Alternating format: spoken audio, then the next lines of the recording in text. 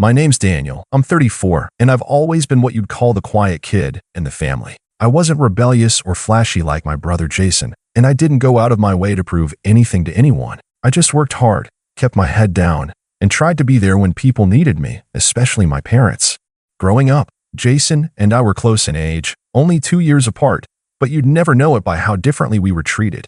He was the golden boy, the charming one with a flashy smile who could do no wrong, even when he was clearly messing up. He wrecked Dad's car at 19. Boys will be boys. Flunked out of college? He just needs time to find his passion. Meanwhile, I got a part-time job at 16 to help pay for my textbooks and was told I needed to show more initiative. But I didn't dwell on it. Not then. I figured if I just kept showing up, being reliable, helping out, I'd earn my place. After college, I landed a decent job in tech. Nothing wild but stable. I wasn't raking in millions, but I could afford to live alone and even help my parents now and then. And by now and then, I mean every month for years. I paid for their internet, their utilities, helped fix the roof once, and every Sunday without fail, I'd swing by with groceries. It wasn't even something they asked for anymore. It just became expected. A few bags of food, some essentials, and I'd help with small stuff around the house. Meanwhile, Jason? He'd breeze in once every few months with some dramatic story about his latest startup idea or girlfriend, get mom and dad all excited, and disappear again when things got too real. I didn't complain, not out loud, but it wore on me. The little digs, the passive comments. Well, Jason's always had that spark, you know? Or, not everyone's meant to be flashy. Some people are just more supportive types. I took it in stride. I told myself they were from a different generation, that they didn't mean anything by it, that maybe, just maybe, they'd realize everything I'd done for them one day. Then came the moment that broke something in me. It was a Saturday afternoon in April when Mom casually dropped it into conversation over tea. No fanfare, no setup, just a soft, almost cheerful, "Oh, we finally finalized our will last week. Isn't that a relief?" I blinked. "Oh, that's good. Glad you're getting all that sorted." She nodded, stirring her tea slowly, like she was trying to remember if she added sugar. "Yes. We left everything to Jason, of course. Makes the most sense. He's the oldest. And he's got plans, you know? Real ambitions." I didn't even know what to say at first. I laughed, not because it was funny, but because I was sure I'd misheard. "Wait, everything? As in, the house? The car? The savings?" She nodded again, this time without even glancing at me. It's just simpler that way. You're doing fine on your own. You don't really need anything from us." That word, need. It hit me harder than I expected. Like the past 15 years of unpaid bills and grocery bags and roof repairs meant nothing because I wasn't the one with a sob story or a spotlight. I'd never asked them for a thing. I thought that meant they respected me. Turns out, it just made me invisible. I didn't get angry. Not right away. I went home, sat in my apartment, stared at the ceiling for a while. My fridge still had leftovers from their Sunday grocery run. The internet I paid for had just gone up $5 a month, and I hadn't even blinked. I thought about every little thing I'd done, every time I prioritized their comfort over mine. Then I opened my bank app and started making changes. First went the auto pay for their utilities, then the grocery budget. I deleted the recurring reminder I had set, Sunday, parents, groceries. I didn't announce anything. I didn't say a word. I just stopped. 3 weeks went by. I half expected a call, but nothing. Not until a Wednesday evening, around 7:42 p.m.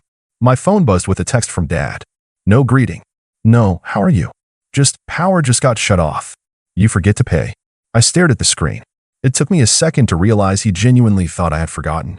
Like the utilities weren't even their responsibility anymore. I typed, then deleted, then typed again. I kept it short. 5 words. Not my house. Good luck. That was the moment I realized how deep their entitlement really ran. They didn't just take me for granted. They'd built an entire system around it. A system where Jason was the visionary and I was the support staff. Where my contributions didn't warrant recognition because they were never really mine to give. They were expected, like breathing. The silence after that text was interesting. No follow-up. No apology. Not even a passive-aggressive thumbs up. Just silence. Until the groceries ran out. The next Sunday, I went for a walk. The sun was out, birds chirping. It felt strange not to be hauling paper bags into their kitchen, but peaceful, freeing. I ended up at a little cafe on the corner, ordered myself a proper breakfast for once, eggs, toast, and orange juice that wasn't on sale. Halfway through my meal, my phone buzzed again. This time, it was Mom. "Grocery day?" she wrote. Just those 2 words. Not a question, not a reminder. More like a prompt, as if I'd just forgotten my place. I didn't reply. I let it sit. The next day she called. I didn't answer. 2 days later, she texted again. I know you're busy, but we're running low on everything. Can you swing by? Again, nothing. That Friday, Jason finally called me. And that's where things started to take a turn I didn't expect. He didn't yell or blame me. No, he tried something worse, being reasonable. Look, man, he said, his voice smooth like always. I know mom and dad can be a lot, but they're getting older. They need help. You've always been good at that. I leaned against the kitchen counter, staring out my window. They left everything to you, Jason. Everything. So why aren't you stepping up? There was a pause on the other end, like he hadn't thought I'd say that out loud. It's not about the will, he said finally. It's about doing the right thing. I nearly laughed. Funny. That's exactly what I've been doing for the past decade. He sighed. Don't make this about money. I'm not, I said, and I meant it. I'm making it about respect. And for once in my life, I'm respecting myself. That was the last time we spoke for now. But that wasn't the end of it. Because a few days later, I got a knock at my door. And when I opened it, what I saw made my stomach twist, not out of guilt, but a kind of disbelief that still hadn't worn off. Standing there, disheveled, holding a bag of melting groceries, was my father. He looked older than I remembered. Not in a dramatic, time has passed sort of way, but in that subtle, uncomfortable sense that life had started wearing him down and he didn't know how to handle it. His posture wasn't as stiff as usual, and he didn't bark my name like he sometimes did. He just stood there, holding that plastic grocery bag like it was proof he still had some kind of dignity left. Hey, he said. Just that. I didn't say anything. I held the door open, but I didn't move out of the way. He sighed, shifting the bag in his hands. Didn't know what kind of milk you drink. Got whole. That's still okay. It hit me then. He thought this was some kind of peace offering. That a bag of groceries could balance out years of neglect, or at least buy him back the unpaid labor I'd stopped giving. I didn't move. You want to come in? I asked flatly, not out of warmth, but because I wanted to see where this was going. He nodded, stepped inside awkwardly like it wasn't the same apartment he used to just stroll into whenever he felt like it. He placed the bag on the kitchen counter and stood there, hands in his pockets, pretending to admire the place even though he'd seen it dozens of times before. It's nice, he said. Clean. I stared at him. Why are you here, Dad? He looked at me like I'd just asked something impossibly complicated. Your mother's. Well, she's not happy. About the will thing. She didn't think it'd upset you so much. I raised my eyebrows. She didn't think disinheriting me would upset me? He rubbed his jaw, looked away. It wasn't personal. Then who was it about? I asked.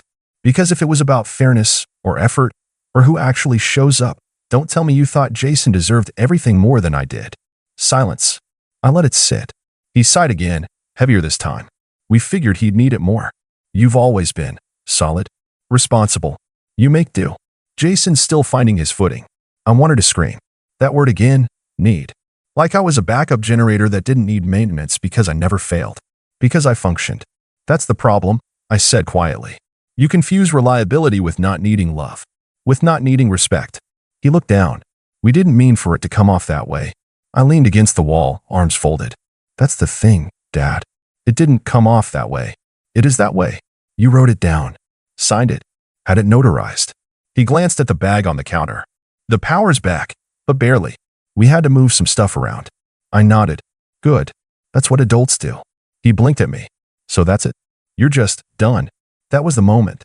Right there. Where the full weight of it hit him. That I wasn't bluffing. That the years of me being the fallback, the quiet helper, the dutiful son who never asked for anything, that version of me didn't live here anymore. I didn't answer. I just walked over to the bag he brought, took out the milk, and slid it into my fridge without a word. The silence in the room thickened. He looked around, like he didn't know where to go from here. We didn't expect this, he admitted, voice low. No, I said, meeting his eyes, you expected me to keep doing everything for you. For free. Forever. Because you thought I'd be too afraid to stop. That I'd be too loyal. Too grateful. Too passive. He didn't deny it. Then I saw it, just for a second, the flicker of something in his face that wasn't shame or guilt. It was fear. Not because I was angry, but because he realized I had something he didn't. Boundaries. The doorbell rang. He looked startled, and I frowned, brushing past him to answer it.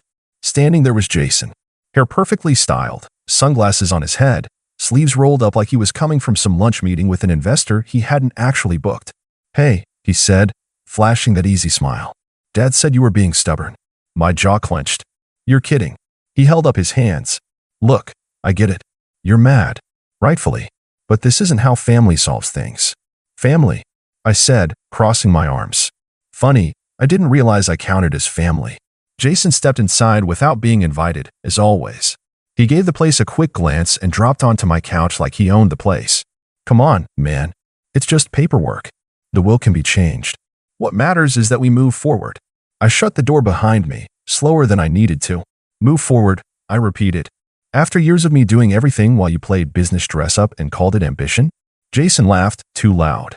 "You always take things so personally." Dad hovered behind me, arms crossed. "Can't we all just sit down and talk about this like adults?" That's when something in me clicked. Something cold, calm, and final. "I am an adult," I said. "That's the difference. I've been one for a long time. I just stopped letting you treat me like a child." Jason leaned forward, tone shifting slightly. "So what now? You cut us off? Is that really the kind of person you want to be?" I walked over, opened the fridge, and pulled out the milk they brought. "You want to know what kind of person I am?" I asked, placing the milk back down and looking them both in the eye. "The kind of person who knows his worth, who spent years being treated like an afterthought, and who finally realized that just because someone shares your last name doesn't mean they deserve your loyalty." Jason looked like he was going to argue, but I cut him off. "You came here today thinking I'd cave. You thought a bag of groceries and a smile could erase everything. But you're too late." Dad took a step forward. "So that's it." I nodded once. "That's it." And then I did something they never expected. I opened the door. Not because I was kicking them out in some grand, theatrical way, but because they no longer belonged here. Not in my space. Not in my life. Jason stood up slowly. "You'll regret this." "No," I said. "You will." Dad gave me one last look, like he wanted to say something. But he didn't. He just walked out after Jason, the door closing quietly behind them. And for the first time in my adult life, the silence that followed didn't feel like punishment. It felt like peace. The days after that confrontation were eerily calm. You'd think cutting off both your parents and your brother in one afternoon would bring some dramatic fallout. Maybe neighbors whispering, relatives calling, some kind of backlash. But there was none of that. Just silence. And for a while, I almost convinced myself maybe they'd actually gotten the message. Maybe it sunk in. Maybe they were sitting around that cold, dark house they forgot how to manage without me realizing what they'd done. But of course, that would have been too easy. It started subtly. A couple of my mutual family contacts, old aunts and uncles I barely spoke to, started liking Jason's vague, dramatic posts on Facebook. Things like, "Some people would rather burn bridges than be there when it really matters," and "When you're always the one helping, you forget who really needs you the most." Real cryptic, guilt-trippy nonsense that only made sense if you already had the whole story backward. Then came the messages. My cousin Anna messaged me one evening out of nowhere. "Hey, just heard there's some tension with the fam. Everything okay?" I kept it short, just needed space. She sent back a thumbs up, followed by, "Hope it works out. I know your parents love you." That was the part that stung more than it should have. They love you. Maybe. But love without respect isn't love that matters. Not when it comes with conditions and blind favoritism. By the second week, I got a call from my mom. I didn't pick up. She didn't leave a voicemail. Just a missed call. The next day, a text, "We haven't heard from you. Hope you're not still upset." Still upset. Like I had thrown a tantrum. Like I was sulking. Not reclaiming something that had been stripped from me, little by little, for over a decade. I didn't respond. Instead, I poured myself into my own life. I started small, reorganizing my apartment, signing up for a cooking class I'd been too busy to attend before. I even took a weekend trip to the coast, something I hadn't done in years because I'd always budgeted my time and money around my family's needs. And I started remembering what it felt like to live for myself. But the peace didn't last. Not for long. About 3 weeks after the confrontation, I got a letter in the mail. Not a bill. Not junk. A formal envelope with my name handwritten in that neat, careful script my mother always used when writing Christmas cards. Inside was a note. "No, dear Daniel. No, love, Mom and Dad. Just this. If this is how you want things to be, we understand. But don't forget family is forever. And when we're gone, you'll have to live with how you treated us." I read it 3 times. I almost laughed. There it was. The emotional blackmail. Not an apology. Not an acknowledgement. Just a final attempt to shame me back into servitude. To make me feel guilty for putting myself first. And the irony? I hadn't treated them badly. I hadn't yelled. I hadn't gone on social media to expose them. I simply stopped sacrificing for people who only saw me as a backup plan. I stared at that letter for a while. I didn't throw it out. I didn't keep it either. I slid it back into the envelope, tucked it into a folder in the back of my filing cabinet labeled family, just in case I ever needed the reminder. That weekend, I was at the local market when I ran into Mrs. Kaplan, an old neighbor from my childhood street. She recognized me immediately, even though it had been years. "Danny," she said, her voice like sunshine. "Oh my goodness, look at you." We chatted for a few minutes, small talk, catching up. And then she asked how my parents were. I hesitated. "They're figuring things out," I said carefully. She gave me a strange look. "You know, I bumped into your mom last week. She told me you were going through something, that you'd been distant lately."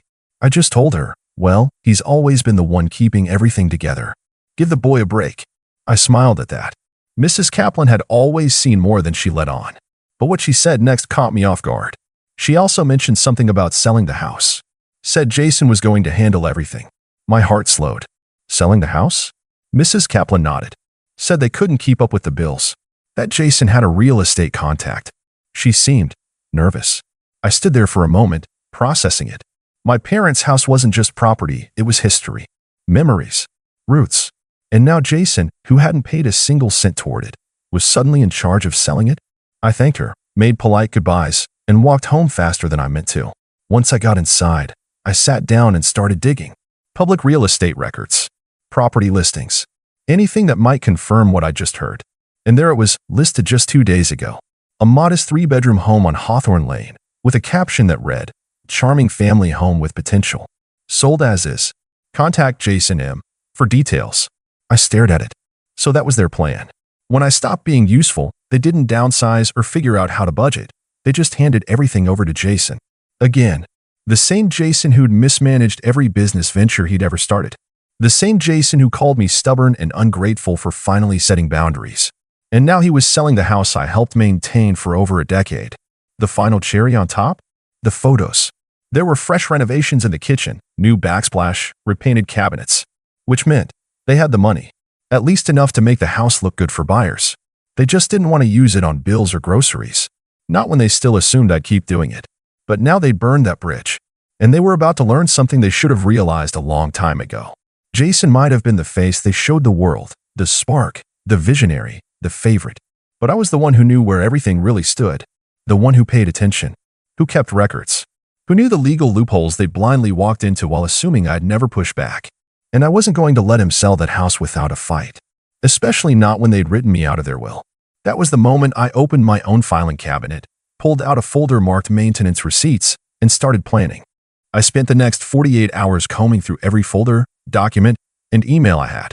Not out of pettiness, though, sure, that helped fuel the engine, but out of something colder and more precise, clarity. I had years' worth of bank statements, contractor receipts, utility payments, grocery logs, and even the agreement I'd signed when I lent my parents $10,000 to fix their roof.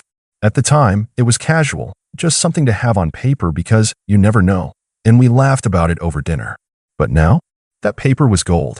Most people don't think about what it means to be the one, keeping everything together, until the day you stop. They don't realize just how many strings you hold until you let go, and everything falls apart. Jason hadn't counted on that. Neither had my parents. I emailed a real estate attorney the next morning, laid out the situation plainly. My parents were attempting to sell their house, a house I'd financially supported and maintained for over a decade, after completely cutting me out of their will.